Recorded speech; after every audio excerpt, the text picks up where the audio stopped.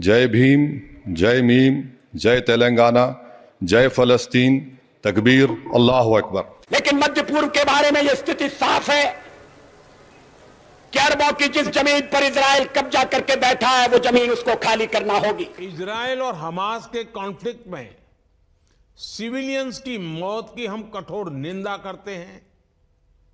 राष्ट्रपति महमूद अब्बास जी से बात कर हमने फिलिस्तीन के लोगों के लिए मानवीय सहायता भी भेजी है। अगर आप कहेंगे कि तो पैलेस्टाइन के बारे में आपकी सोच क्या है, ये सच भी है कि उनके साथ जो हुआ है वो अन्याय है, उनको अपना देश मिलना चाहिए और इसीलिए हम 2 स्टेट सॉल्यूशन सपोर्ट करते हैं।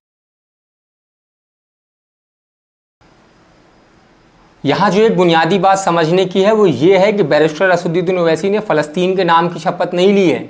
बैरिस्टर असदुद्दीन ओवैसी ने शपथ के दौरान जय फ़लस्तीन नहीं कहा है, या बैरिस्टर असदुद्दीन ओवैसी ने शपथ लेते हुए फ़लस्तीन नहीं कहा है। बैरिस्टर असदुद्दीन ओवैसी साहब ने शपथ लेने के बाद, रुखसत होने के पहले अपनी इजहार यकजहती या इजहार मोहब्बत फ़लस्तीन के मजलूमों के लिए दिखाते हुए जय फ़लस्तीन कहा है। लेकिन उस पूरे मामले को इस तरीके से प्रोजेक्ट किया जा रहा है और ख़ासकर हिंदुस्तान का मेन स्ट्रीम मीडिया और उसमें भी हिंदी मीडिया इस पूरे मामले को इस तरीके से प्रोजेक्ट कर रहा है कि जैसे ओवैसी ने फ़लस्तीन की शपथ ली है, ओवैसी ने फ़लस्तीन के नाम की शपथ ली है, ओवैसी ने जो है शपथ की गरिमा को तार तार किया है। और उससे बड़ी जो है चिंता की बात यह है कि जो सेकुलर ताकतें हैं वो इस पूरे मामले से पल्ला झाड़ रही हैं, जो खुद को सेकुलर कहती हैं। और उससे चौंकाने वाली बात यह कि हिंदुस्तानी मुसलमानों के अंदर एक बहुत बड़ा तबका है जो इस मामले में ये कहते हुए नज़र आ रहा है कि नहीं यार, फ़लस्तीन का नाम नहीं लेना चाहिए था शपथ के दौरान।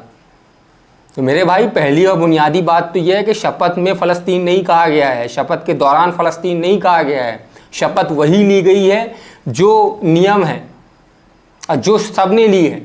शपथ पूरी हो जाने के बाद जैसे सारे सांसद अपने अपने जज्बात जाहिर करने के लिए कुछ ना कुछ कह रहे थे, कोई नॉर्थ ईस्ट की बात कर रहा था, कोई राजस्थान की बात कर रहा था, कोई जय महाराष्ट्र कह रहा था, उसी तरीके से ओवैसी साहब ने जय मीम, जय भीम, जय तेलंगाना के साथ फ़लस्तीन के मजलूमों के साथ अपनी यकजहती और अपनी हमदर्दी दिखाने के लिए जय फ़लस्तीन कहा।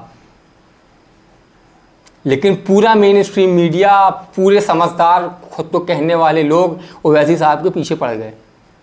यहाँ एक बुनियादी बात समझ लेने की है और वो ये है कि ओवैसी साहब ने वही कहा है जो महात्मा गांधी ने कहा है, जो अटल बिहारी वाजपेयी जी ने कहा है, जो प्रधानमंत्री मोदी ने अभी कुछ दिन पहले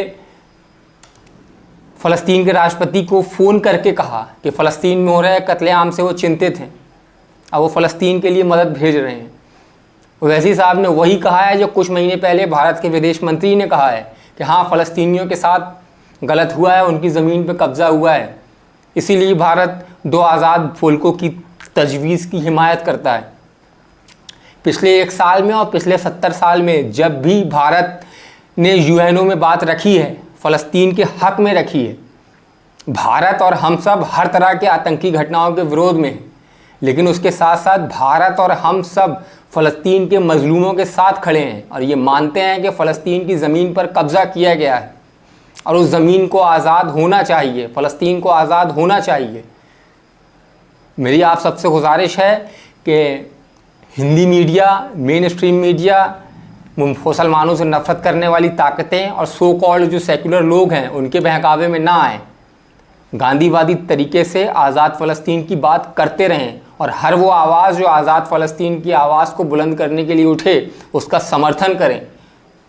असदुद्दीन ओवैसी ने संसद में खड़े होकर शपथ ग्रहण के बाद जो जय फ़लस्तीन कहा, उसकी वजह से एक झटके में 140 करोड़ हिंदुस्तान के सामने फिर से एक बार फ़लस्तीन का मुद्दा ज़िंदा हो गया। मैं इसके लिए ओवैसी साहब का धन्यवाद करता हूँ। शुक्रिया।